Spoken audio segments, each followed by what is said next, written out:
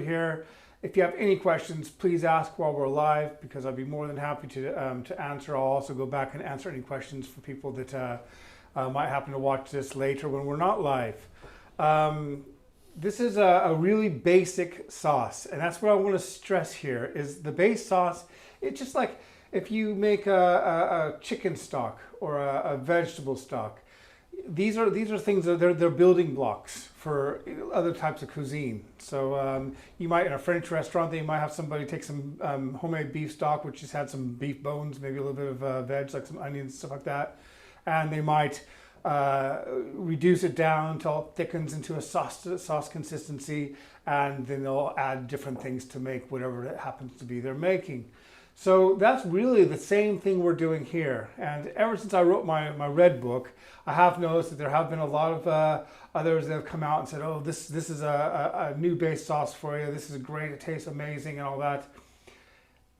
I can't stress enough how important it is that you just, it's just a base. It doesn't taste a lot of anything. It does taste good, and it is, but it is a bit bland. You wouldn't want to just sit there and eat it like a soup. So some people might add things like coconut milk to theirs, or chilies, coriander, these types of things, cream I've seen people do. And these are all things that should actually be added when you're making the individual curries, because a lot of people don't like coriander, for example. It's one of those things that there's so many people do not like it. So if you put coriander into your base sauce, all your curries are going to taste like coriander, and same with the coconut milk and everything. So you don't want to have a chicken korma, for example, that tastes really strong of coriander. So this is a recipe which I've seen done hundreds of times as I traveled around doing research for my first book, the red one. And it's really taken everything right back to basics. It's the same recipe that was in my red book, but I've kind of brought it down for the purple book. I halved it to show that you can do that. You know, you don't have to make tons of the stuff. You can even half what I'm doing today. And there's just so many ways of making it. I'm going to actually change the way I make this today, just because of timing. Because you'd be sitting here watching the base sauce simmer for an hour and 15 minutes or so. So that would get a little bit boring. Hi everyone, there's a couple of questions already. Yeah. Do you want to get it started? Sure, first? yeah. Well, just Ben's saying he messed up on his first batch. Is it one full tin of tomatoes? Okay. So that's it really kind of depends on which recipe you're using. If you're using the one from this book, I use about a half a tin, but because you don't want to also be very tomatoey. You want this to be a very just like a chicken stock or a vegetable stock, just a very basic stock. So that might have given you a really tomatoey flavor. That's a possibility, but we'll go through it all and see if we can maybe. And then the garlic and ginger paste there, Ben has a question about. I know that other people do. He ran out of garlic and ginger paste, so he just minced 5 garlic cloves and 3 teaspoons of ginger powder. You can, if you haven't got it, just make ginger powder. It can be very strong, however, so you have to be a bit careful there. Maybe even just leave it out, because when you're going to make the curries, you're going to need garlic and ginger paste anyway in most curries. So you can just add it at that stage. Because I've seen chefs make the base sauce with nothing more than onions and water. And what they have to do then is they have to make their curries, and they have to add a little bit more of everything in order to make it interesting and taste good. Just use loads of garlic. Yeah. So I'm going to go ahead and I'm going to start this now. Are we over on this camera now? I'll come over there now. Right. All right. So I'm going to add about 250. That's probably about 200 milliliters. I ran out of oil today, so there we go. 200 milliliters of oil. And I'm going to go ahead and add, this is about 900 grams of of onions. They're onions. So there. And do you have a spoon, Carol? I don't think I've got my spoon, unfortunately. Unless it's in there. It is. All right, just use that. Oops. Okay, so I'm just going to stir these around in here. in the oil. As you can see how I've chopped my onions, they're all going to fall apart anyway when we're boiling them. Nathan says he uses the bags of pre-cooked, pre-chopped frozen onions you can get in the big... Yeah, you can do that. Of course, they won't fill your pan as much. And one thing I wanted to show you here is this is about 80% full. I don't know if you can see that or not. So you could use any size pan and not even stick to the recipe so much. Just kind of think, okay, I need about 80% onions. And as long as you're cutting them kind of large like that, that's going to fill this is a 3-liter pan. You're going to fill it up. I rarely use a recipe. I'm using the exact recipe from my book this evening. But when I'm making it normally, I don't. I just kind of throw stuff in. So there we have these onions going like that. And we're going to top that up with some vegetables. And I got some cabbage, and it's any cabbage. I wouldn't use red cabbage because it would discolor it some. But this is a Savoy cabbage. You can leave it out. This is a very Bangladeshi thing to do because you have a lot of recipes that use cabbage, and they just want to use it. What about someone said white onions are not red? Would you want to use red onions? I've tried red onions, and it didn't taste bad. It was different. It was fine, but I usually use I use what I learned, and that was they always use these brown onions. All right, and we got some of that there, just a couple of bell peppers. So as you can see, we got the onions down there, kind of cooking away. We've got these bell peppers. Now all these don't have really strong flavors. They're just very, they have good flavor. People like vegetables, and this is what it is, a vegetable stock. It tastes good, but they don't have really strong flavors, unlike coriander, which has a strong flavor, and chilies. If you're cooking only for yourself and you know that you like chilies, then go ahead and throw some chilies in there, but that's not the way it would be done at a restaurant because they know that they're going to have a lot of people come in the door who don't like really spicy curries or not spicy curries at all, so they just leave that kind of stuff out. Some people are saying they use sprouts instead of cabbage. There's no reason why you couldn't. I've never seen that done in a restaurant, but that's another vegetable that really doesn't have a lot of flavor. So if you don't mind the flavor of sprouts and you like it, I wouldn't put too many in. I mean, I just put just a good maybe 3 or 4 or so. That's all you need because I didn't put very much cabbage in there. So there we go. We got that going right there. Now, what I would normally do here is I would cook this with the water, which I'm going to add right now, for about 45 minutes with the lid on. And what I want to do is I just want to bring the water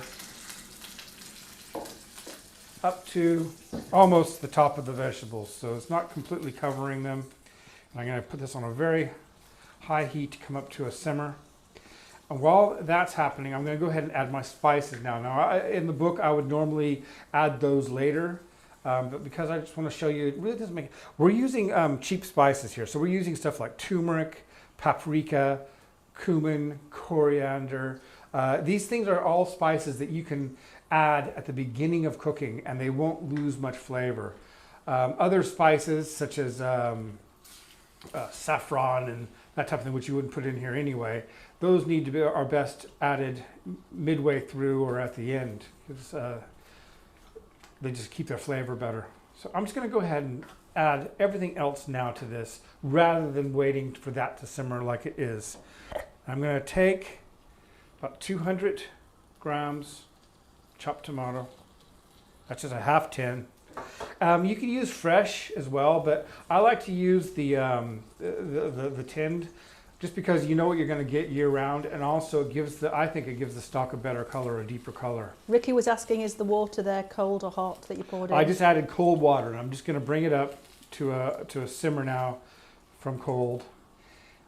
And so we're just going to move those around in there. So I'm going to go ahead and add some garlic and ginger paste. Now, garlic and ginger paste, you could, if you've got garlic and you've got ginger and you don't feel like making a paste, you're going to blend this all up anyway, as I'll show you right over here because I've already started some. I'm going to use about 5 tablespoons there, garlic and ginger paste. But if you wanted to, you just go ahead and take about the equivalent of garlic and ginger, just finely chop it.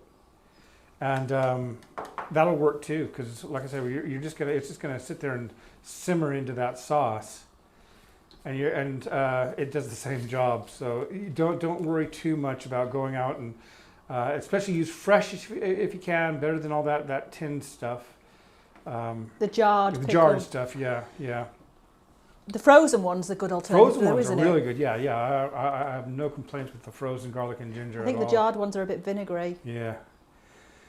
Yeah, So someone's now, asking, is jarred ginger and jarred garlic okay to use? yeah, If you're totally desperate. if you're desperate. But I would normally use either fresh or the frozen stuff, which doesn't have anything else in it but garlic and ginger. Okay, so now, like I said, we're going to go ahead and add these spices to it. And what the spices are doing more than anything, yes, they are giving it some depth, but they're also giving it color and just making it more interesting. If you were to take, see, this is going to make about 3 liters. And if you were to take that much, that's about a tablespoon and a half of mild paprika. If you were to put that in 3 liters of water, you're not going to taste it very much. So we're not going for flavor so much here. I mean, these things are going to, they all kind of do their job in the sauce. Got a tablespoon each of cumin and coriander there. How many curries will this batch make then? This is going to make about 15 single servings. So if you've been watching my videos lately, I've got some garam masala.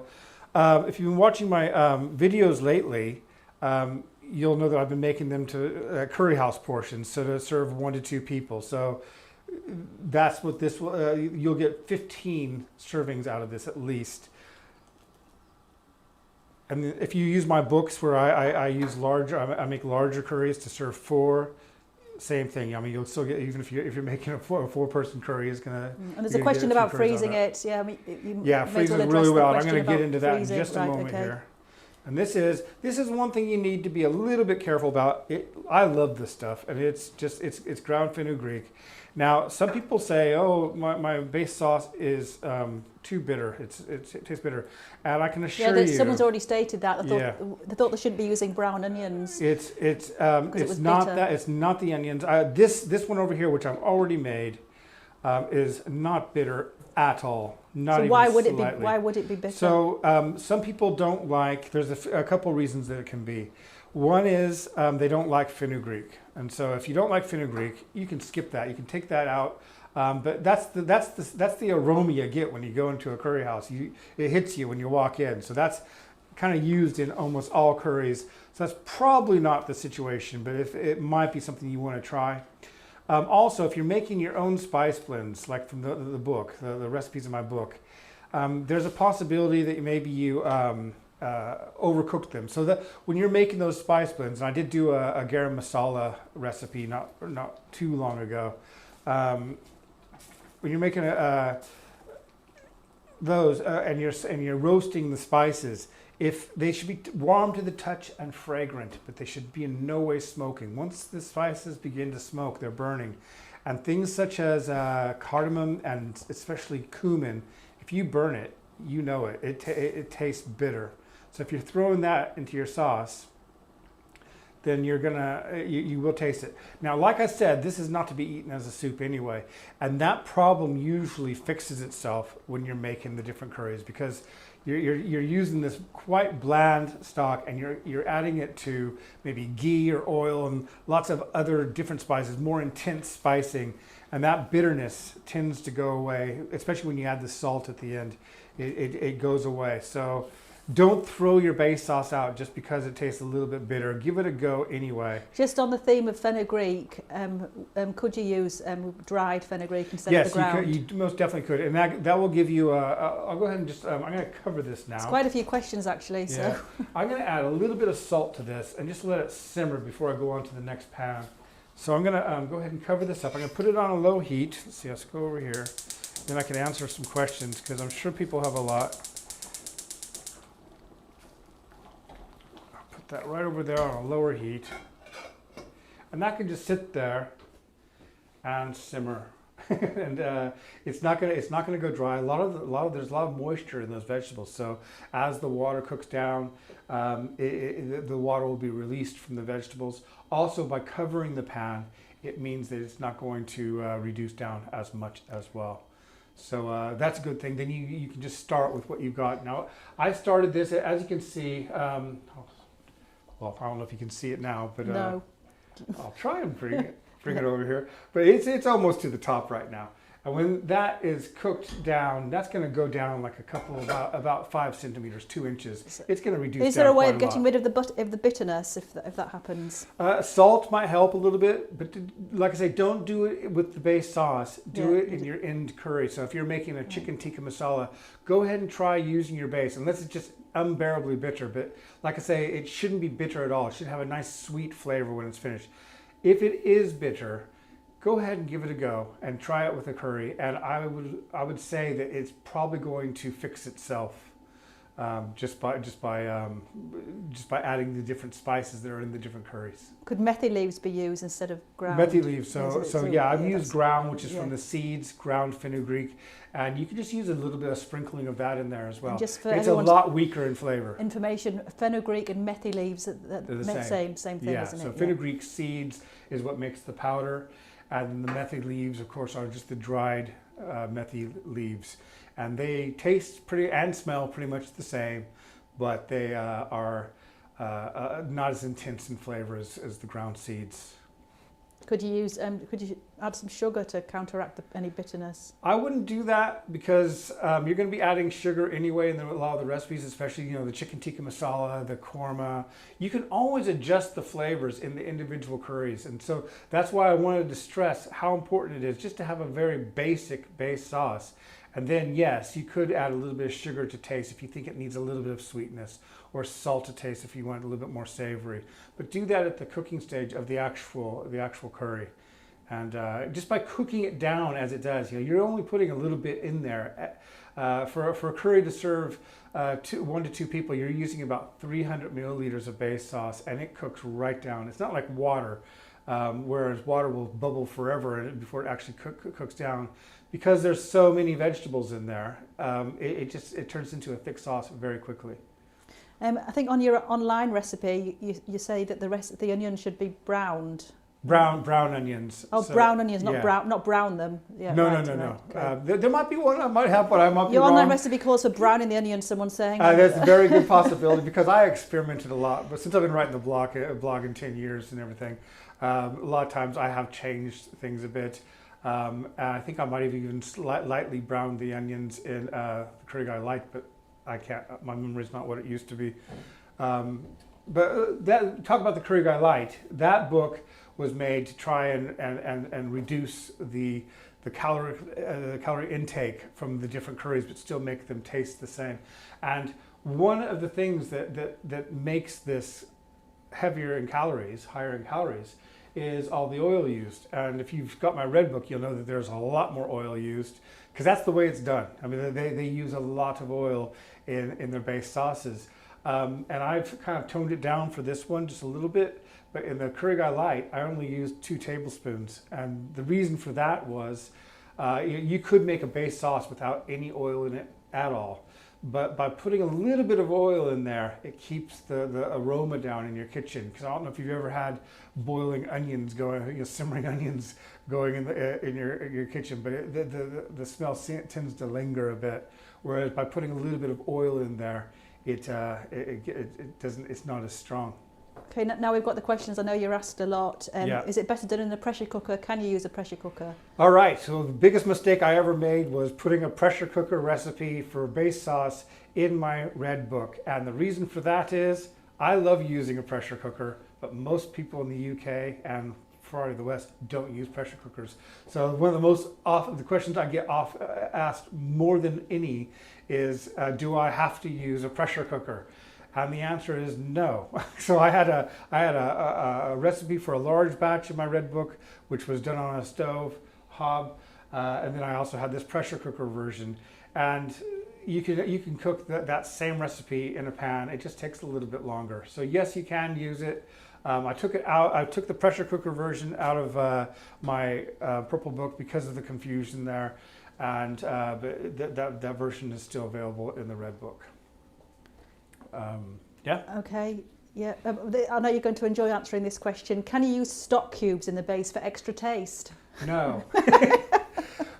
I'm going to tell you a few things that you can do, but like I say, it needs to be a bland flavor. I'm going to just bring this over here now. I mean, this is one I made earlier, and I'm going to go ahead and do something with it here. But I mean, I'll just try this right here while we're on air. Here, I mean that is super sweet, just sweetness of the vegetables, and it tastes so nice of all the different spices that we put in there and the tomatoes. But you wouldn't want a bowl of it. No, you wouldn't. I wouldn't want a half cup of it.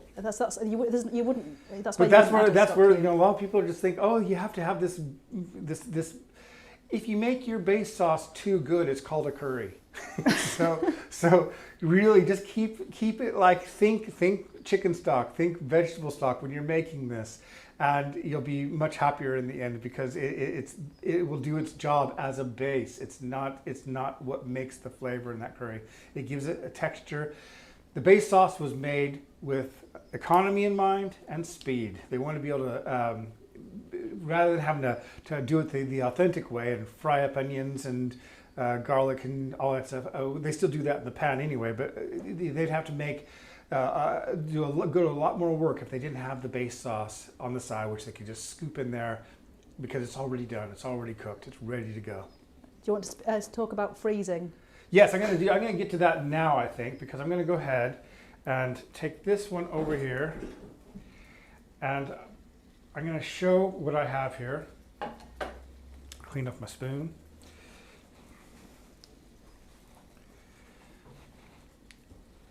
Okay. Do you want me to come to the main pot again? Yeah, just go over here to...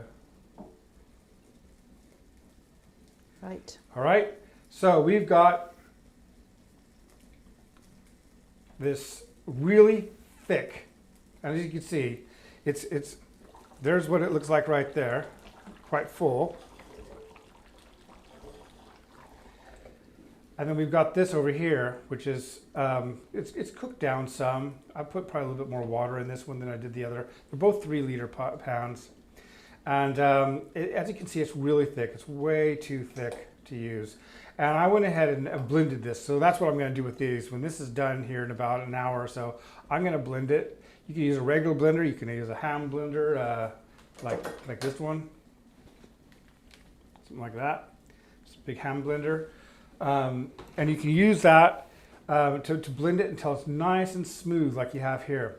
However, that is way too thick to use because what's going to happen, because there's so many vegetables in there, as you put it in a hot pan, it's gonna cook down too quickly.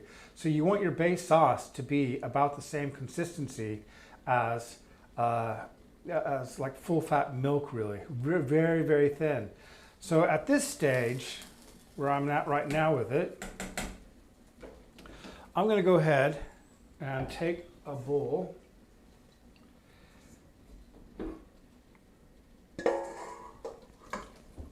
and I'm going to pour loads of it out there.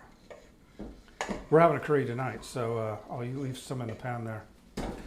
So there is a bowl of base sauce, which I'm going to let cool. And then I'm going to freeze it. And I'm not going to freeze it like that. I'm going to freeze it in individual portions in freezer bags. And really what you're going to want to do, because you're going to see when I do this now, I need to get this to the stage where it's not thick like that. So I'm going to just go ahead and start adding some water. That's not to freeze though, is it? This is to use tonight. So this is when you're adding water to it after. Yeah. You'd freeze it in the thick state though, wouldn't you? Exactly. Yeah. Freeze it in the thick state.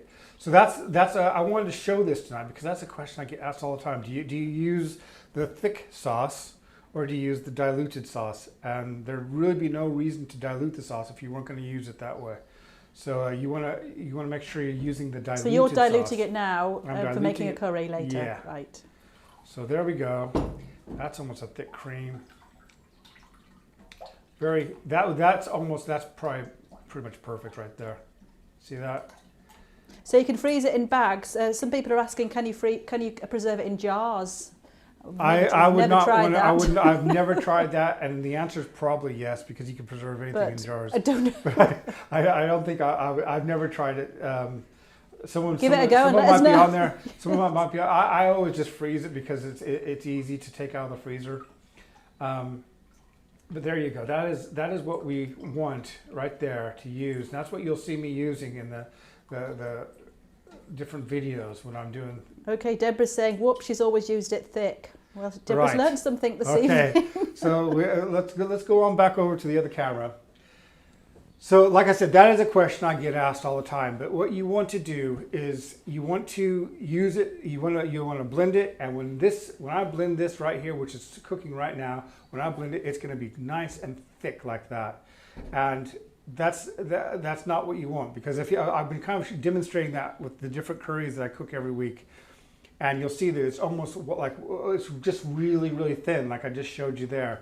And that's because it does cook down very quickly, and you want to cook it on a good medium-high heat, even a high heat, depending on how comfortable you are with the pan. So I would take this and freeze it like that, because why would I add water to that? It's just going to take up more space in my freezer, so there's no point in doing that. So I use the thick stock, and I usually, because the recipes in my book call for usually 600 to 700 milliliters, so whatever that is, about close to 3 cups. I usually put about maybe 300 or 350 milliliters of this stock in a bag, freeze it, and then I know that when I take that out of the freezer, I've got to then defrost it, heat it up, and add just enough water, or I'll get into another option too, but add enough liquid so that it's very nice and thin. This is going to get me on to what you can also do with this. So I've just added water to that stock, and that's what's normally done at curry houses, because they'll be serving vegetarian curries. They'll be serving lamb curries, chicken curries, and so they just have a nice all-round base sauce that they can use for all of their different curries. Now, if you're using this, and let's say you just love chicken tikka masala and you love chicken chili garlic, and you're going to be cooking those 2 curries all the time, and you just want to cook chicken curries, there's no reason why, if you've made yourself some pre-cooked chicken and you got some of the broth left, you could use that instead of water, because it'll just add another layer of flavor. You could add a chicken stock. Now, I wouldn't add a stock cube, though that probably wouldn't ruin it. You're adding salt then. You're adding a lot more salt to it, because that's what makes chicken stock cubes so nice, and also beef stock cubes, is they've got salt in them. But yeah, it's not going to hurt it any. It will, but if you can use a fresh stock, use that first. And also just, because you want to be doing your spicing and your seasoning at the curry stage. This is, like I said, although it tastes good, it's not something you want to sit there and eat as a soup. So I've seen a couple of base sauce recipes that I would like to eat as soup, because they put like coconut milk in it, and coriander and chilies and all the things I like. But like I said, that is a curry. That's bordering on curry, not base sauce. Base sauce is just a stock. So Dale's saying, so it's like a curry base, soluble cube when you add the water then? No. When you get it out of the freezer, I take it out of the freezer and I defrost it, and so just let it defrost.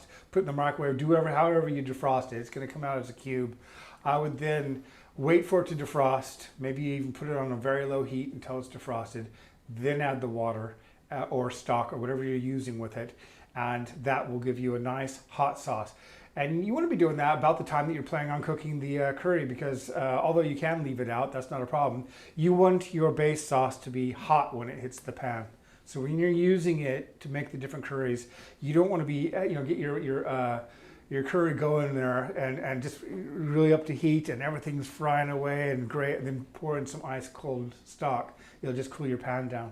So you want to get the curry going and everything's, add your tomato paste or whatever you're using, and then put some hot base sauce into the pan, and it just keeps the whole thing going, and it's faster. Do you want to answer questions about the oil that you skim off the top? Yeah, sure. Yeah, I can guess them. I bet. Well, yeah. I get asked a lot of questions. All right. Now, in my first book, I suggested using 750 milliliters of oil with 2 kilos of onions. I think that's what it was. And that's a lot of oil. I mean, that's when you do that, the oil does, as that cooks, the oil all just rises to the top. That's how you can, if you're making an authentic curry, that's how you know that authentic meat curry or whatever you're making happens to be ready, because the oil all comes to the top. And that's what happens with a base sauce.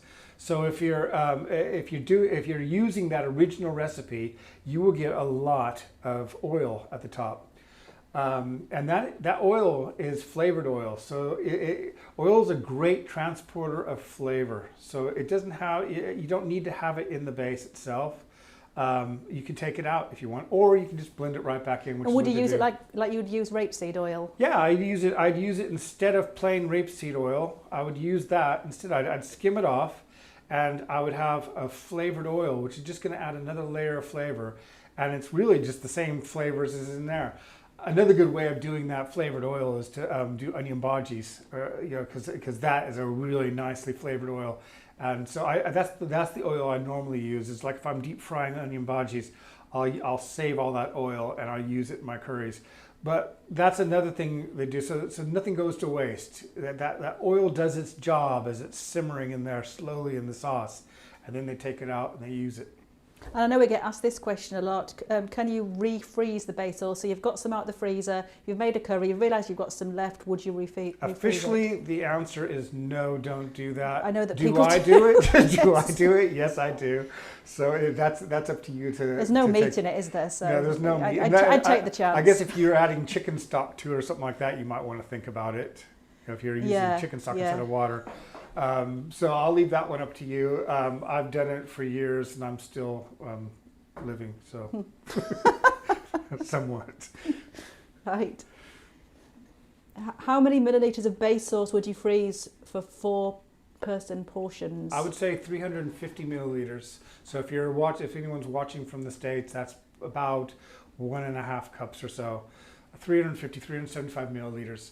And then that's the thick sauce. And then you take it out and you'll add roughly double that, and that's going to get you your 700 milliliters you need. And if you find that you're running low at the end, and that's not a big deal, because once the base sauce has been doing its thing in there and cooking and stuff, you can add just a drop of water if you need to. Yep. I was going back to this question. I think it was another one we get asked. A lot of them are questions that people come up with a few times, different people. Yeah. So how long could it keep in the fridge? About 3 days, and we've let ours sit in there for about 5 days, haven't we? Yeah. I mean, it's as long as everything's fresh that you're putting in there. It depends how old the vegetables were that you put in. Depends if the vegetables were fresh, that you're totally fresh exactly. that you put in. The fresh is always best. So if you're using really fresh vegetables, you're probably going to be fine keeping it for 5. We usually either freeze it or use it within 3 days. 700 milliliters diluted doesn't seem to go far with me. So most people don't seem to have any base sauce left to freeze. So 750 milliliters is not a lot. That's kind of what I say to use. And it's like these recipes. They are to be used as guides, and you might find that on the heat that you're cooking on, you need a little bit more. You need 800 milliliters, and then someone else who has a stove that doesn't get to those intense heats, they might find that they need less.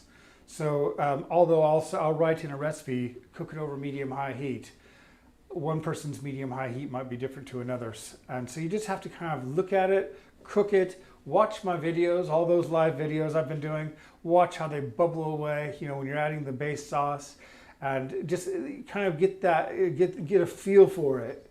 And you'll find that you'll find the perfect amount that you need to freeze for yourself. I have been cooking a lot of just 2-person curries because it's just Caroline and me right now. So I've been using about 300 milliliters of base. I usually freeze about 200 milliliters of the thick base here, and then add another 200. So I've got plenty of base. There's usually a little bit left over, and it goes down the sink or whatever. But for the most part, we use it. I think that there's probably still some more because I've got so many questions. Right. I can't scroll through quick enough. Well, I'd like to answer everyone that we can because. So people, I know you get asked this a lot. What's your? Some people are making the base sauce for the first time. So what's the most easy curry to do with it? In my opinion, the easiest curry to do with using the base sauce is the jalfrezi, and that's just because all you have to do is cut up some veggies, and you're already cutting up the vegetables for your base sauce anyway, and then it only uses the mixed powder. For those of you who don't know what mixed powder is, you can either make it. I got a recipe in the books, or you can use a real good quality curry powder and some chili powder.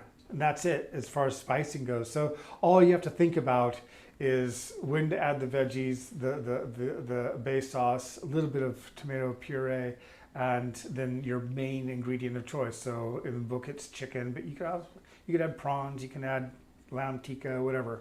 Someone's asking, what's your favourite curry made with the base sauce? Favorite curry I've made with the base sauce is probably a madras. I just like madras heat. I used to love vindaloo, but I'm getting too old for that now. So I still make the vindaloos, but I like the madras heat, and so that's definitely my favorite. Yours is probably the korma, isn't it, Caroline? Yeah, but that makes me sound really dull. But yeah, you don't like spicy stuff. Right. I think we've covered all the questions. All right. Well, let's see. While we're here, let's see how this is looking over here. Go ahead and, so as you can see, that's cooking down nicely. And I think I'm going to answer one more question before it even gets asked, or maybe it has been asked. When I made this one over here, I didn't add any more water. All I did was I filled it up just like you saw me do with this one. And I didn't need to add any more water. And I cooked it for 45 minutes first, added the rest of the spices. Not on the pan. Do you want me to show the pan? One moment. I'm still showing you. There's the pan. Yeah. Right. So I just added the, as you can see, those are breaking down really nicely there. And I didn't add any more water. What I did is I added the spices kind of midway through. So I cooked it for 45 minutes. And then I cooked it for about another half hour. So this still has so yeah, so Nicola's saying, what should the consistency of the finished gravy be? Right here. Right there. So this is what this... You've diluted that one, didn't you? This one I haven't. Right. Right, so there's the finished gravy, and that's how thick it is. That's how thick it is. So that's undiluted. Before I've added any more moisture to it. So it's and that's how you'd freeze it. That's way too thick. It's a great time to freeze it because it's not going to take you too much freezer space. Whereas once you've added the liquid, it should look like this. I know we've been asked this twice, and I think a lady asked earlier, how would you make chicken tikka pieces to go in the curry?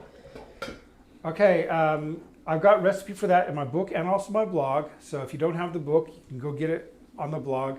It's a tandoori marinade, and it has quite a few different spices in it, and you just let the chicken marinate for a good at least 3 hours, but I like to let it sit for 24 to 48 hours because it intensifies the flavor.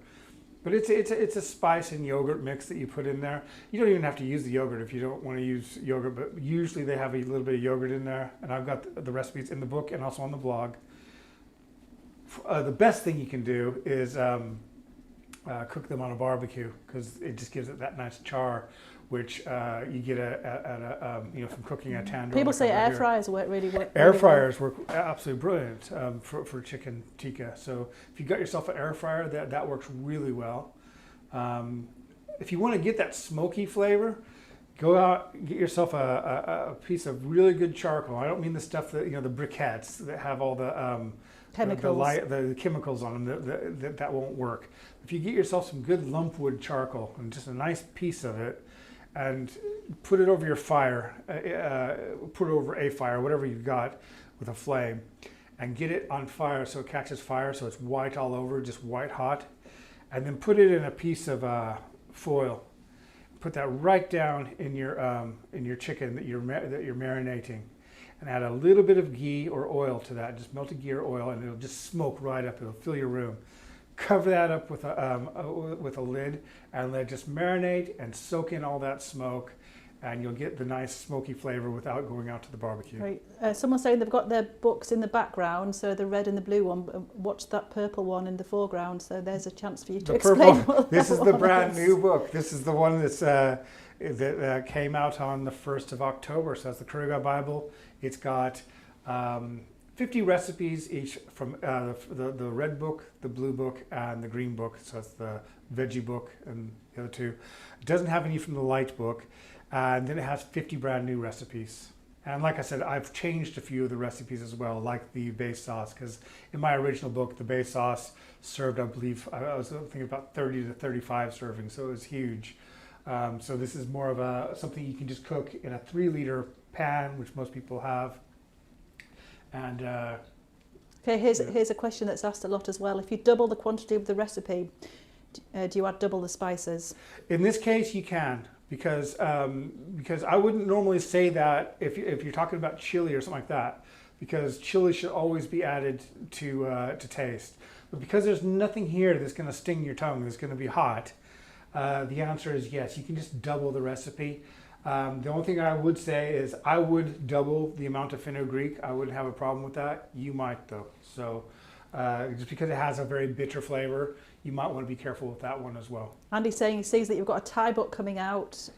And when's that one out? That's out on the 15th of April. Yeah, it's right around the corner. So, and I've also got another one after that. So we're working on that one right now, currently, Caroline. So we've got a few more new recipes that will be coming out very soon. What's the difference between shop bought garam masala and your recipe? Should she be making there's yours? a huge difference, and that is if you buy I've got a when I do my classes here, which when we're allowed to do our classes, which we haven't been able to for a while now. There's been a question about that. Yeah, a lot of the garam masalas that you buy at the grocery store and stuff like that are not garam masala at all. They're closer to what you call a curry powder, and a lot of times they've been sitting on the shelves for a good long time, and you open them up and you don't get anything out of it. You don't smell it.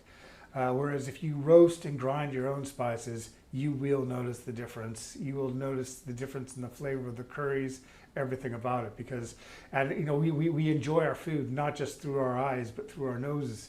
And through our mouths. How do we enjoy it? But you know what I mean. You just you will smell it. You will smell that when it hits the curry and when you're serving it at the table. So I really highly recommend. I gave the recipes out there in the books. Try and make them. Where would you buy fenugreek? That's an easy question to answer. Fenugreek like this. This is actually, go back to supermarket stuff. This is fenugreek I got. Is this from the Asian shop, or is it? I think that's from the Asian shop. Yeah, we tend to get them from the Asian shops because it's so much cheaper. Yeah, it's a lot cheaper. All spices are cheaper. And they come in bulk and big bags for about a fifth of the price of a tiny bit in the supermarkets. I highly recommend it. And also, don't forget that when you're grinding spices, once they're ground, they start to lose their flavor.